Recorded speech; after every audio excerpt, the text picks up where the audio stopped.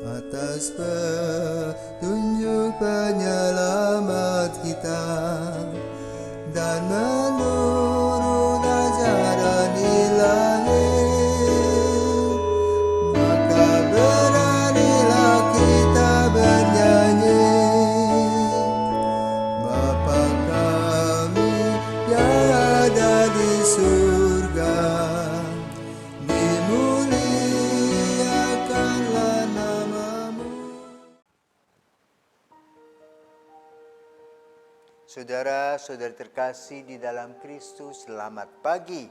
Salam jumpa lagi dalam Sabda Siap Saji, Selasa 29 Juni 2021, di mana kita merayakan Hari Raya Santo Petrus dan Paulus, Rasul dan Martir.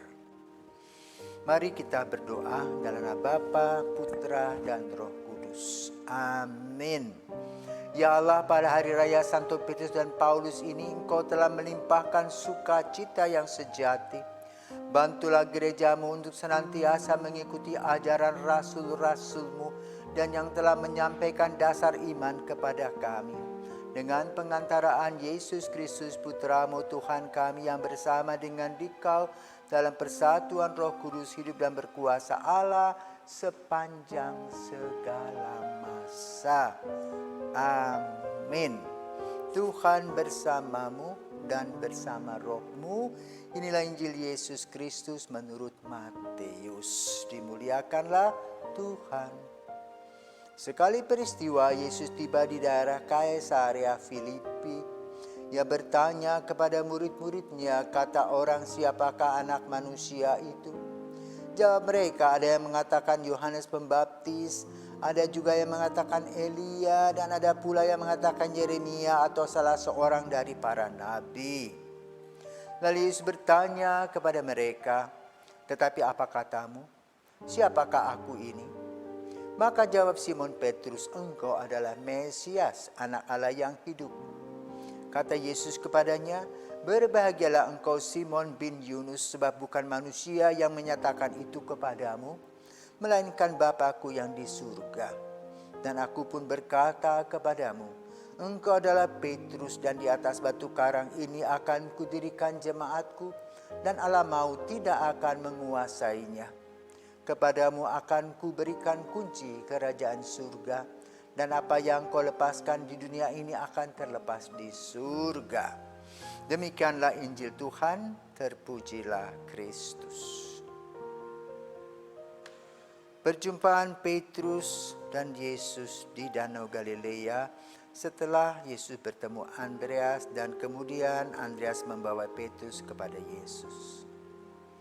Dan kesan pertama Yesus kepada Petrus, kepada Simon adalah, engkau adalah batu karang, namanya Petrus, dan engkau akan kujadikan penjala manusia. Sejak saat itulah Petrus menjadi, boleh katakan, pionir. Senantiasa dibawa oleh Yesus ke tempat-tempat yang penting. Antara lain ke Gunung Tabor dia pergi melihat kemuliaan Yesus.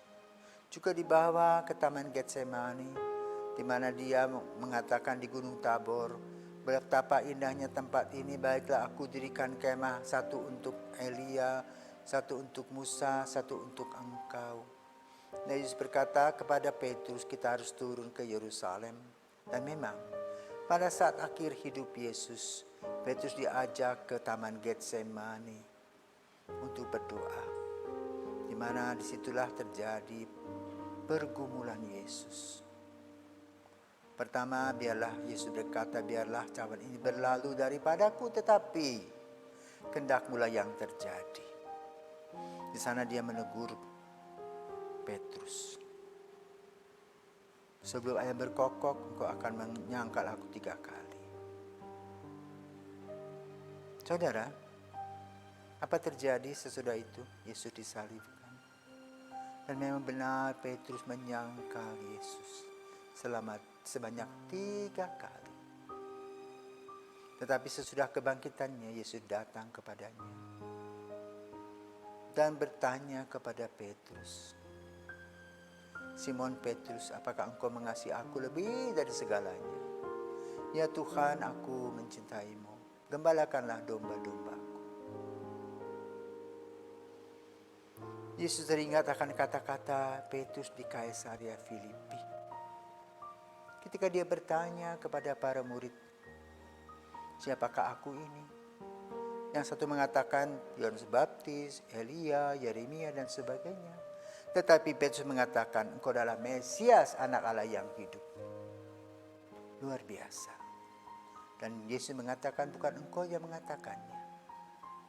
Dan bagi Yesus, Petrus lah yang menjadi pionir, menjadi orang yang bisa dipercaya. Walaupun dia menyangkal 3 kali, maka ketika ia bangkit, Yesus mengunjungi Petrus dengan pertanyaan tadi.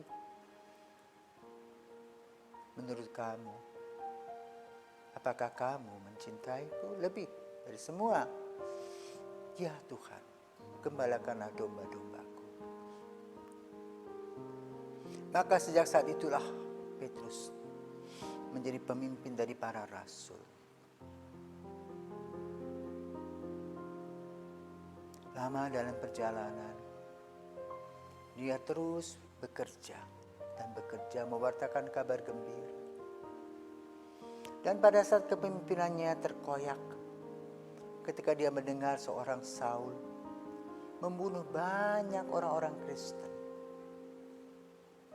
bahkan akan menyerang lagi banyak orang di Damaskus.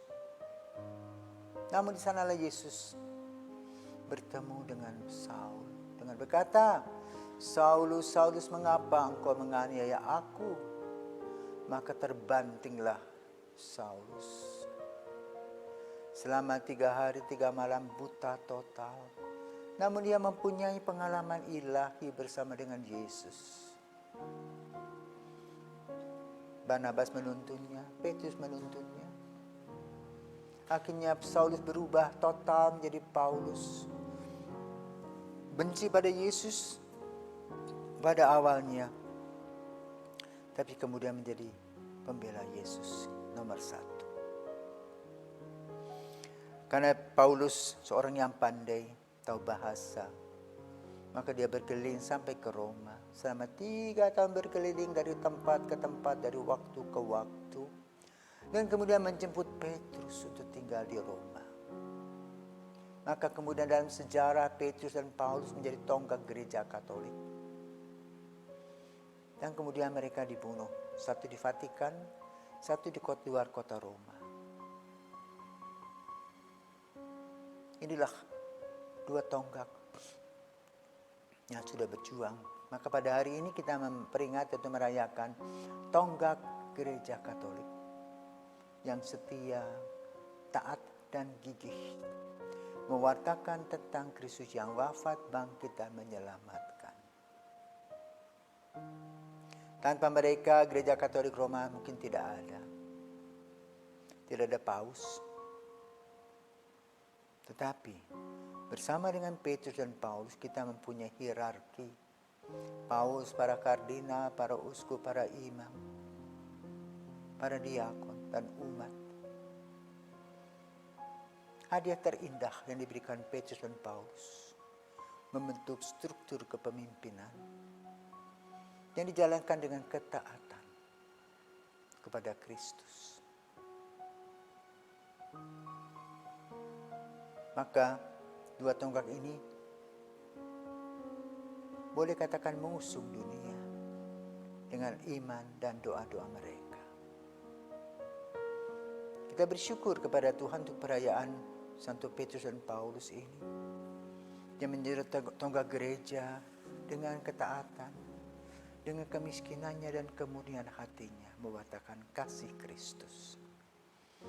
Marilah kita berdoa kepada Santo Petrus dan Paulus agar kami yang melanjutkan tugas dan karya dalam gereja diberikan kekuatan untuk tetap bisa memikul beban tanggung jawab, iman, harapan, dan kasih sebagaimana mereka telah melakukannya dan bahkan menjadi martir.